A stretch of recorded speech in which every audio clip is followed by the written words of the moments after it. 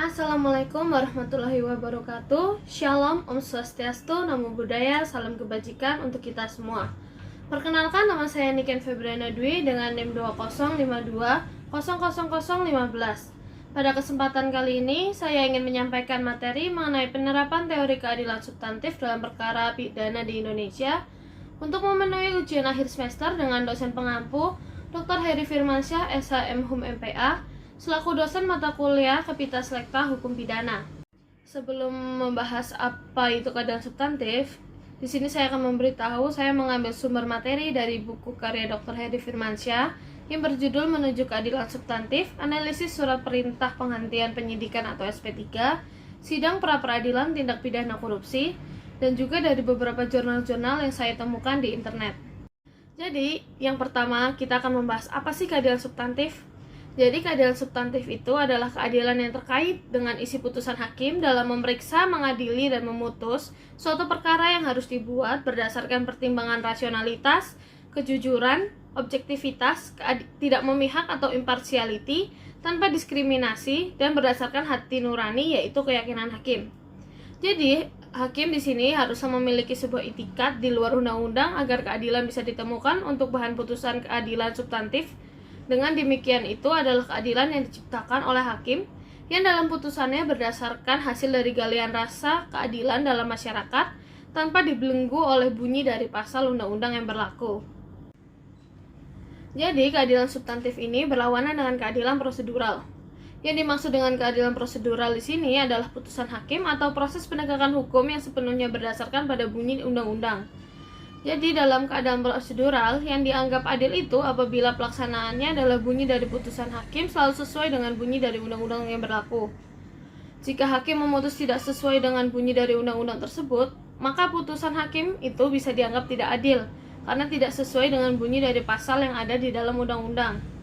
Keadilan substantif itu berkaitan dengan hukum material, sedangkan keadilan prosedural berkaitan dengan hukum formil atau hukum acara. Dalam hal ini bagaimana menegakkan ataupun menjalankan dari hukum material tersebut. Kemudian di sini kita akan membahas mengenai teori-teori dari keadilan. John Rawls berpendapat bahwa keadilan adalah kebijakan utama dari hadirnya institusi-institusi sosial. Akan tetapi, menurutnya merupakan sebuah kebaikan bagi seluruh masyarakat yang tidak dapat dikesampingkan atau mengganggu rasa keadilan dari setiap orang yang telah memperoleh rasa keadilan terkhusus bagi masyarakat yang lemah. Di sini ada 3 hal yang harus diperhatikan dalam teori keadilan ini. Yang pertama yaitu prinsip kebebasan sebesar-besarnya yang sama bagi semua orang. Lalu yang kedua ada prinsip perbedaan. Lalu yang terakhir, yang ketiga, ada prinsip persamaan yang adil atas setiap kesempatan. Lalu kemudian kita masuk ke pembahasan mengenai putusan hakim dalam keadilan substantif. Jadi dalam putusan hakim terdapat paham realisme hukum yang berpandangan bahwa putusan hakim adalah sebuah hukum yang sebenar-benarnya. Jadi doktrin yang menjadi dasar dari paham tersebut adalah adagium yang berbunyi all the law just made law, yang artinya semua hukum yang ada adalah pada hakikatnya merupakan putusan hakim. Dalam memutus suatu perkara, hakim tentunya memerlukan penalaran. Di sini ada 6 proses penalaran. Yang pertama, hakim harus mengidentifikasi dulu fakta-faktanya untuk menghasilkan suatu struktur kasus yang benar-benar diyakini oleh hakim sebagai kasus yang benar terjadi. Lalu yang kedua, hakim menghubungkan struktur kasus tadi dengan sumber-sumber hukum yang relevan sehingga hakim dapat menetapkan perbuatan hukum dalam peristiwa yuridis. Kemudian yang ketiga, hakim harus menyeleksi sumber-sumber hukum dan aturan hukum yang relevan yang kemudian digunakan untuk mencari tahu kebijakan yang terkandung di dalam aturan hukum itu sehingga dihasilkan suatu struktur aturan yang koheren. Lalu yang keempat, hakim akan menggabungkan struktur aturan tersebut yang tadi dengan struktur kasus. Lalu yang kelima, hakim akan mencari alternatif-alternatif penyelesaian yang memungkinkan. Dan yang terakhir, hakim akan menetapkan pilihan atas salah satu alternatif untuk kemudian diformulasikan sebagai putusan akhir. Jadi pendekatan-pendekatan ini perlu untuk memberikan ruang kepada pendekatan sosio-legal, yang dimana pendekatan sosial-legal itu lebih memahami persoalan hukum dalam masyarakat, lebih kontekstual yang terkait dengan kondisi sosiokultural masyarakatnya. Sekarang kita akan membahas mengenai keadilan substantif sebagai kontrol hukum terhadap putusan SP3 dalam perkara korupsi. Berkaitan dengan asas legalitas dalam hal penanganan perkara korupsi melalui lembaga pra-peradilan dengan dasar pengajuan adalah SP3 material, maka dapat pula diperhatikan apa yang dikutip oleh Komaria M. Suprajaya. Ada 4 makna yang terkandung dalam asas ini. 2 yang pertama ditujukan kepada pembuat undang-undang, sedangkan 2 lainnya merupakan pedoman bagi hakim. Yang pertama, bahwa pembuat undang-undang tidak boleh memperlakukan suatu ketentuan pidana berlaku mundur. Lalu yang kedua, bahwa semua perbuatan yang dilarang harus dimuat dalam rumusan delik yang sejelas-jelasnya. Jadi aturan tadi agar tidak menjadi polemik dalam hukum acara seharusnya dilembagakan dalam suatu aturan tertulis dengan ketentuan yang diatur secara tegas. Lalu yang ketiga, hakim dilarang menyatakan bahwa terdakwa melakukan perbuatan pidana didasarkan pada hukum yang tidak tertulis atau hukum kebiasaan. Lalu yang terakhir, yang keempat, terhadap peraturan hukum pidana dilarang menerapkan analogi. Pada saat diajukan permohonan uji material ke Mahkamah Konstitusi yang memberikan kepastian hukum ketika menetapkan tempo penyampaian surat pemberitahuan dimulainya penyidikan atau SPDP, dalam putusan MK nomor 130 garis miring PUU strip 13 garis miring 2015, SPDP wajib disampaikan kepada jaksa penuntut umum, terlapor dan pelapor paling lama 7 hari setelah dikeluarkannya surat perintah penyidikan atau sprindik.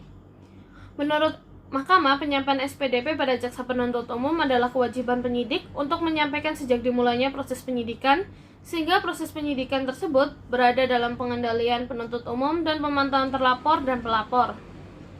Menurut Mahkamah, kendala proses pra penuntutan yang sering ditemui adalah penyidik tidak memberikan SPDP ataupun mengembalikan berkas secara tepat waktu. Hal tersebut jelas berimplikasi kerugian bagi terlapor dan pelapor. Sebab hak-hak terlapor menjadi tidak pasti disebabkan mekanisme yang tidak jelas dan tegas. Hal ini berimbas tidak adanya kepastian hukum terhadap sebuah perkara tindak pidana yang merugikan terlapor dan korban, yang juga tidak sesuai dengan asas peradilan yang cepat, sederhana, dan biayanya ringan.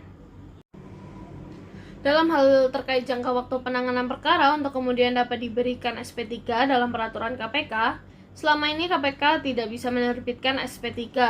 Dalam Undang-Undang KPK sebelum perubahan, KPK tidak berwenang mengeluarkan surat penghentian penyidikan atau penuntutan dalam perkara tipikor. Namun dalam Undang-Undang yang baru, yaitu Undang-Undang Nomor 19 Tahun 2019, KPK dapat menghentikan penyidikan dan penuntutan. Dengan demikian, terlihat bahwa skema SP3 yang dilakukan oleh KPK juga memberikan ruang pengawasan yang dilakukan oleh Dewan Pengawas, diumumkan ke publik, serta dimungkinkan dibukanya kembali perkara jika ditemukan bukti baru atau novum, dan penghentian penyidikan tetap harus didasarkan pada dalil hukum. Terkait penyidikan, seharusnya diberikan batasan waktu penyidikan dalam kurun waktu tertentu dilakukan dan batas untuk bolak-balik perkara antara penyidik ke penuntut umum maupun sebaliknya.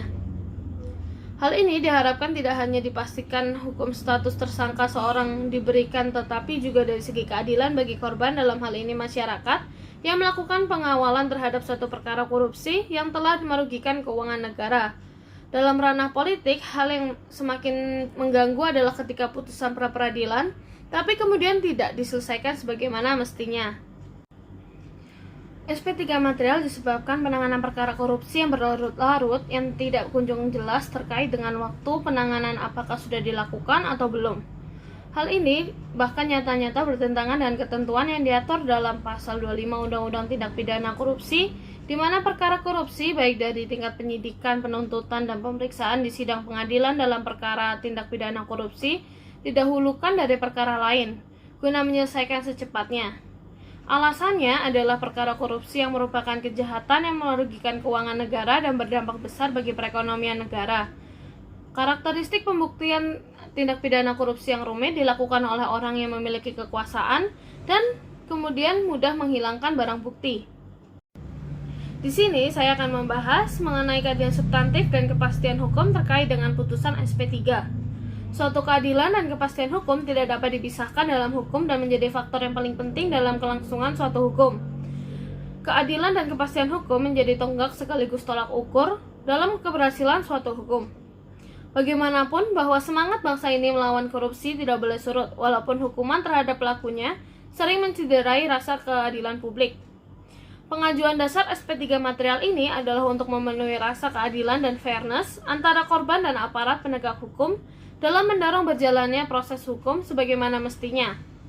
Kekosongan hukum akibat dari tidak diaturnya SP3 material harus dicarikan solusi hukumnya.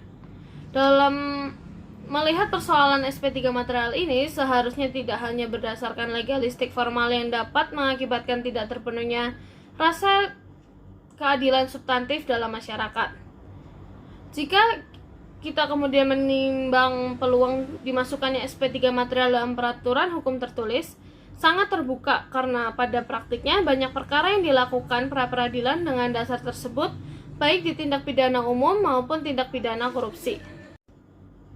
Kiranya sekian dari saya. Apabila ada kesalahan kata atau kalimat yang kurang berkenan, yang disengaja maupun tidak disengaja, saya mohon maaf yang sebesar-besarnya. Semoga apa yang saya sampaikan bermanfaat bagi kita semua, dan atas perhatian semuanya saya mengucapkan terima kasih. Wassalamualaikum warahmatullahi wabarakatuh. Shalom, Om Santi Santi Santi Om. Namo Buddhaya, salam kebajikan.